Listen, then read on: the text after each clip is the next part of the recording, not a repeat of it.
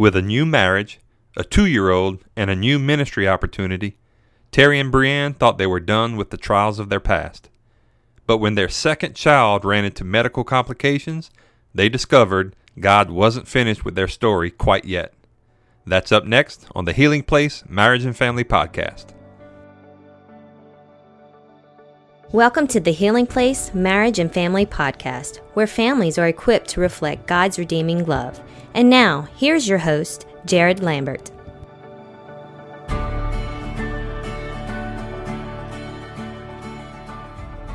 Welcome back to the Healing Place Marriage and Family Podcast, where families are equipped to reflect God's redeeming love. I'm your host, Jared Lambert, and again, joining us on this episode is Terry and Breanne Franks, which is our North Baton Rouge campus pastors.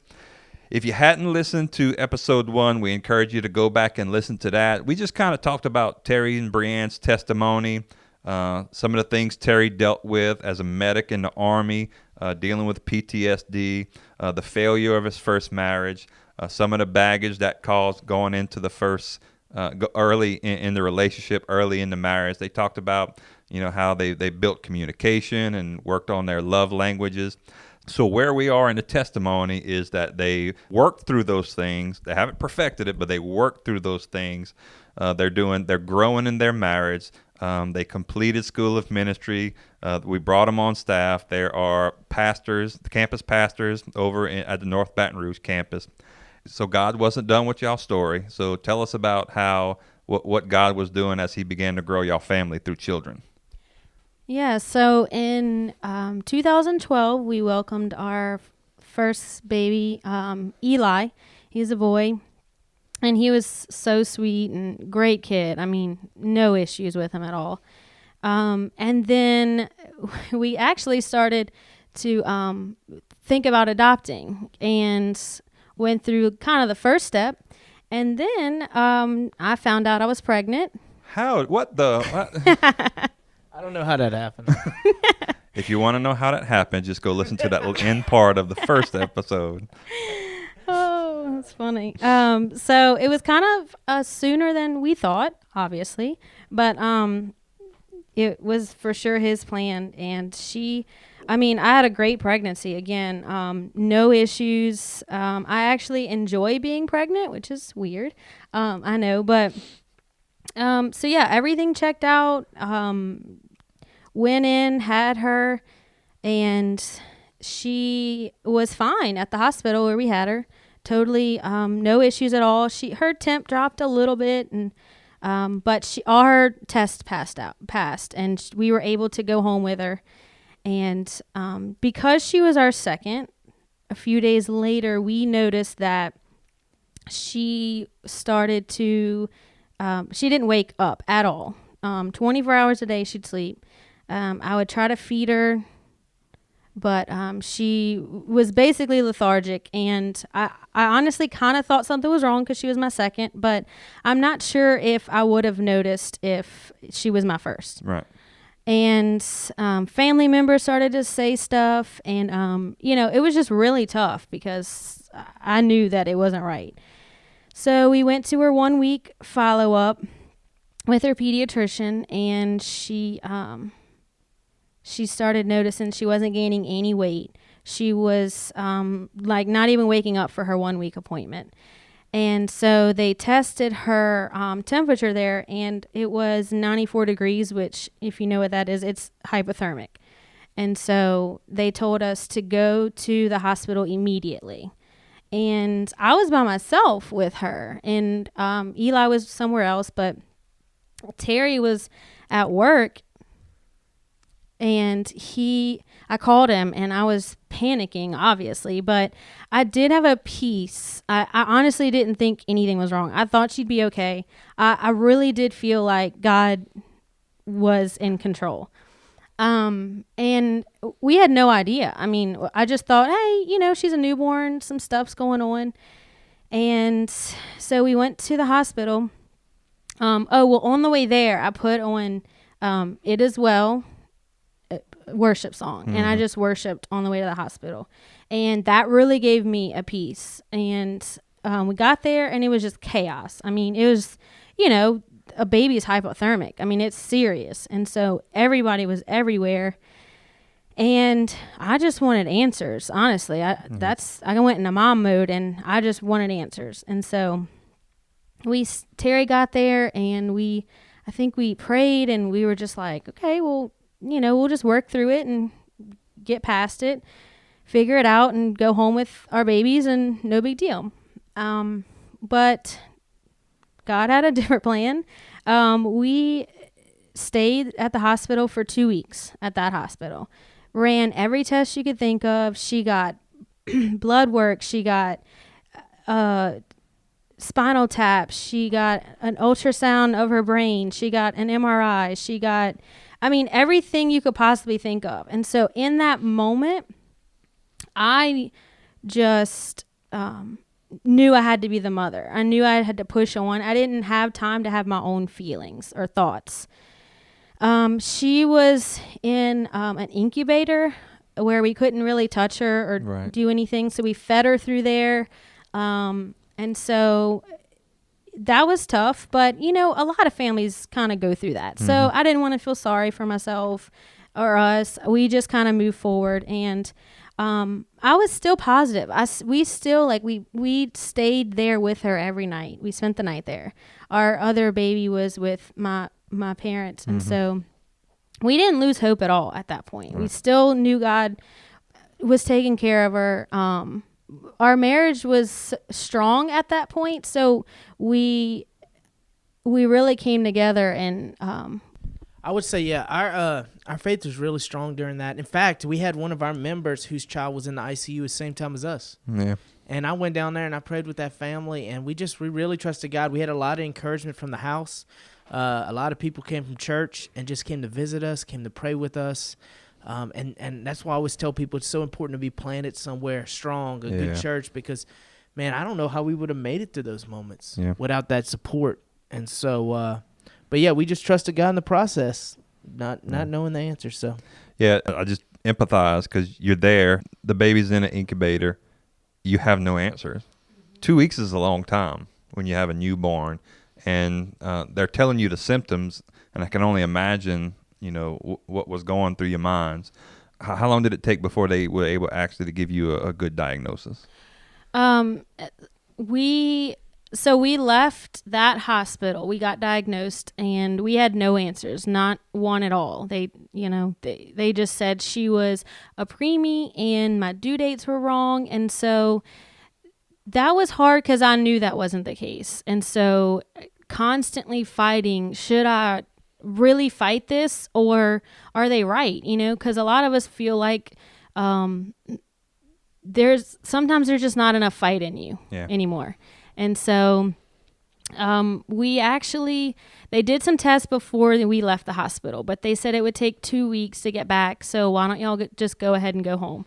So we went home as a family of 4 for the first time in 2 weeks, and she was not getting any better at all. So we were back to square one.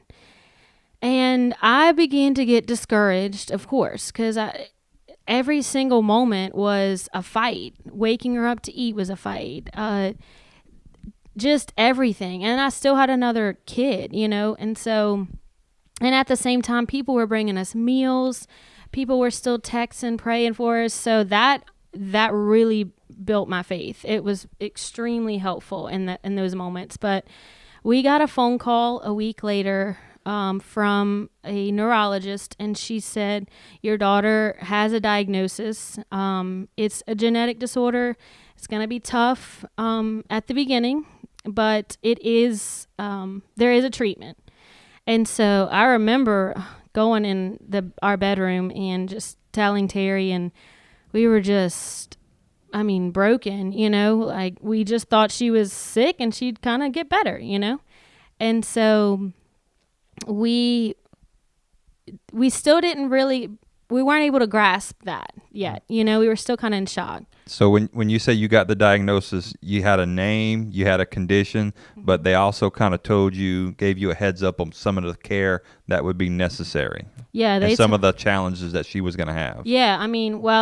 it was a phone call, so it was Gotcha. quick. And she just said, look, it's a tough diagnosis. I don't think you should Google it or do any of that.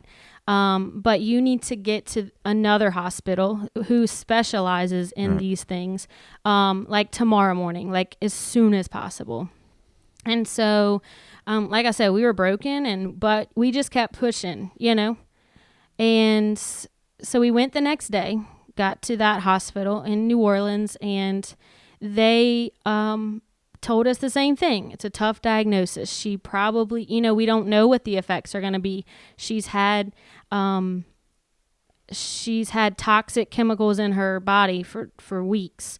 And basically her body can't break down protein at all. Mm-hmm. So when she eats, if she doesn't have her medicine, it builds up toxic acid in her body. Gotcha. And so, anyway, they told us that she wouldn't probably walk or talk. She would have to take medicine the rest of her life. And remember, she's still laying there. I mean, she still wasn't getting better. It took about a week for her to even wake up and function as a normal infant. At that point, she was an infant. We had been doing this for a month and a half. So everything that she should have been doing, she was still a newborn. Right. I mean, she didn't do anything. She had a feeding tube put in permanently, and that was a huge decision for us. We prayed and prayed about it, but they kind of pushed us to do that. And so, but during all of this, we still had family. Even in New Orleans, we still had church members. We still had our church staff, our friends come visit us. Probably every other day we had somebody visit us. And it was the biggest blessing ever to know that we had people alongside of us to walk through us, through us. Yeah, so it's like she was saying, we were in New Orleans for a couple weeks in ICU. And over those couple weeks, like she said, the support we had, even work, talking with Pastor Johnny, he's like, I don't want you worrying about work. I just want you worrying about your family first. And so that just that weight as a man, as a leader of the family, it took a lot off of me. Yeah. And so I just remember, like she said, when we got that diagnosis, and I remember when we watched our baby go through many tests and surgeries, and I remember just going home, and we had an apartment somebody let us use while we were there. And I remember going to that apartment and just laying on the floor and just crying together and weeping and trying to understand, God, how can this be us? How can this be our baby? Like, for you to trust us enough to walk through this. I grieved during, Bree grieved as a mother after, and it was just trusting God. And I remember putting worship music on, and one of the songs that I kept playing, and one of the 5 songs I kept playing over and over is It's Not Over by Israel and the New Breed. And I just kept telling myself, it's not over till God says so. And so I just kept believing the things that, and as a man trying to lead us and lead us through this, we knew in the other end that whatever happened, whatever God was going to do, we trusted him in that. Yeah. But we just needed him to hold us and to reassure us and to love on us, so that we could pour that same love onto our daughter who's laying in the ICU bed in front of us. Not only that, a son who we were blessed that had grandparents that took him, and for him to understand and know that mommy and daddy love him too, even though at the time he couldn't be with us. Right, yeah. So how do you feel how do you feel that your past helped to where God brought y'all as individuals, where he brought y'all as a marriage? How did that prepare y'all for what Mila went through? I think it taught me that, like you said in last week, it is in the trials that he grows us. It's in the trials that he encourages us, and I believe that with all my heart. I think through our life, my life, our lives together, God has definitely shown us that it's in the valley that he's the closest to us. Yeah. And just by standing on that faith, just knowing that he sees us in our pain, and he's with us, and he's still in control. It doesn't matter what we're facing. It helped us walk through with Mila, knowing that if it was God's will to take her life, if it was God's will to totally heal her, I mean, we're still, years later, still giving her shots every day. Yeah. And even in that, it's in God's will that we trust him, and then I think that's been huge. Yeah. To get to a place where you can say, God, I lay down all my expectations. I lay down everything I think her life was going to be. Because it's really our expectations. When we're pregnant, we think, oh, they're going to do this and this. They're going to get married. They're going to, and that's not necessarily what God has for her life, And we've got the privilege of being able to speak to other families about what we've gone through, the grief process. You really do have to grieve, even though it wasn't necessarily a loss because she's still alive and thriving. But I've been able to speak with other families that are going through it now or have gone through it and haven't really healed. Yeah. And I think I wouldn't be able to do that if I didn't go through it. Yeah. And I think that the biggest thing that I walked away from that situation was God's peace never left. And it was, even if he did nothing else for me during that time, the peace that he gave us of every decision, over every time a doctor walked in the room, over everything, he never left. And our relationship really grew. That was the single biggest thing in my personal life that got me closer to God. Right. Yeah. As you guys are telling your story, I'm remembering, I think it's 1 Corinthians 4, that the same comfort that we receive is that comfort that we use to comfort others. And again, I just keep thinking about how, our flesh wants to stay away from trials. Our flesh wants to stay away from suffering. But like we said, that's where God does his refining. And it's not just for us. As ambassadors for Christ, we are to use that teaching and that experience to help and encourage others through that. Now, you touched a little bit about grieving. You said that, Terry, you were grieving during all of the diagnosis, and Breanne, you grieved more after the diagnosis. Touch on that. How, if you guys are grieving at different times, how did you support and help one another in the grieving process? Yeah, so during, I'm just in mommy mode. I'm fighting for her, and he's crying or he's angry or he's sad, and so I had to understand that was really what he needed at that point. And so what my most important thing was to get our daughter healthy and home. And after, he was still strong. He still led our family with decisions, and it didn't overtake our lives. But when we got home is when he really let it go, and home as in New Orleans at the time. But and then him being able to do that then allowed me to be who I was during, and I was the one that was fighting. And then when we brought her home, about a month later, I just remember random times I would just cry, or I would be angry, or I'd be like, I can't even believe this is happening, or I just don't want to do this. So I was going through that grieving process, and he had already went through the grieving process. And so he was able to lift me up through encouragement, like in words, just acknowledging that it is okay to grieve, Right.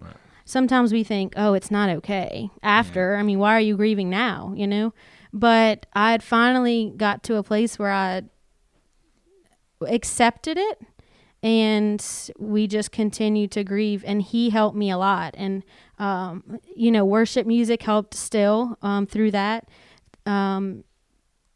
Talking to other people that have gone through that helped a lot through the grieving, and just knowing that, like I said, it was okay to grieve. I think Brother Jim Rentz said that to me. It's okay to be sad. It's okay to lay down your expectations and move forward. So a lot of the early diagnosis brought a lot of fear and frustration for you guys. Can you guys give us an update on how? Well, now we're 2 years later. She's 2.5, and it's just great. Every day is a miracle. That's all I can say. God has put us in a position where we go to some of the best doctors in the country. We go out to Houston at Texas Children's, and some of the best doctors in the country, and we go over there once a year now, and she sees them, and they help her with her medicine and those kind of things. Even though, like I said, Bree gives her a shot every single day just so she can live. And we still trust God in the process. And as much as we see our daughter crying right now, when she knows she's getting the shot, she knows the way it happens. We know in the long run, and and that doesn't mean just because we got medicine and she's feeling okay that we stop believing for a healing. We still believing for a healing, 100%. And so through that, I think now to be able to just see her run around, things that they doctors told us would never happen, right? We're seeing her run around. We're seeing her try to articulate words. We're seeing her do things that doctors say we didn't know if she would be able to do that. And so every day we don't take advantage of those little miracles. And today we're able to stand in front of you saying, look, our lives might not be what we call perfection. Our lives, we still have struggles and walking through this together, and we are walking through it together. We're able to see God show up in the small things in Mila's life and in our family. But as we wrap up, like we say, we want to equip families to reflect God's redeeming love. How can you encourage listeners as far as what to look for and some of the ways where God has redeemed y'all's situation with Mila? I would say, even when it looks like there's no hope, to just trust him. He honestly never leaves us. If we allow him to be first, just trust the process, because looking back now, he had us the whole time. Right. And whether he didn't heal her completely, but he did bring people in our lives that are able to help her. And I mean, she's got therapists, doctors there's no way we would have heard about these people without him. He put them in our path. And these were kingdom relationships. Yes. Basically, yeah.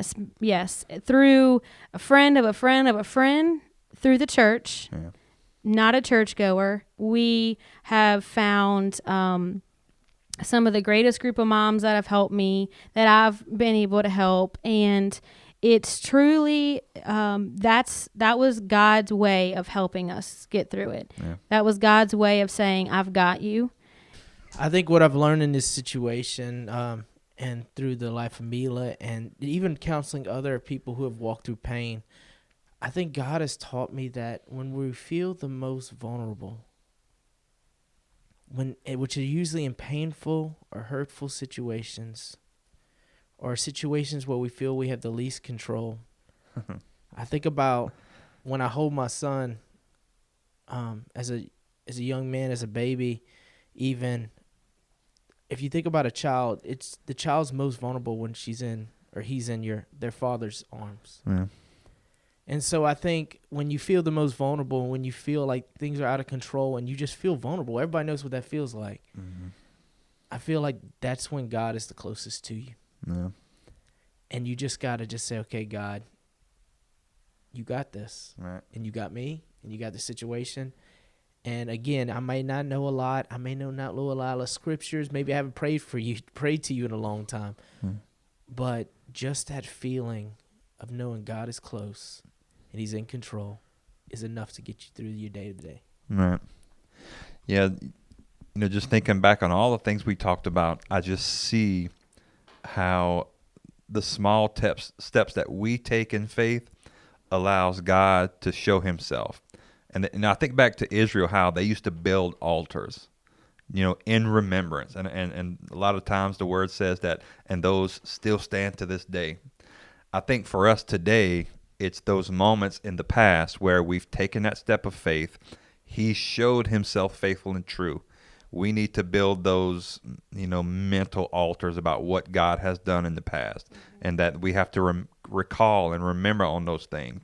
And the more we look back and we see God's faithfulness, of yesterday, it helps us to encourage us about his faithfulness for today. And that's where I see God, working in your lives individually. He's worked in your marriage, and all of those steps of faith that y'all have taken, and all of those times that he's proved faithfulness, it has set you guys up to walk through what you are walking through today. And dare I say, what we may walk through tomorrow. Yeah. So. That's really good. Yeah, that's great. That's really good. Well, all right. Well, that'll wrap it up for this episode, this part 2 with Terry and Breanne Franks. Again, we just appreciate you guys taking time out, joining us, and being willing to open up and share your story, and lifting up the name of Jesus and showing his faithfulness and how we can trust in him more. So we appreciate you guys for joining us. So, alrighty, that'll do it for this episode. We'll see you next time on the Healing Place Marriage and Family Podcast.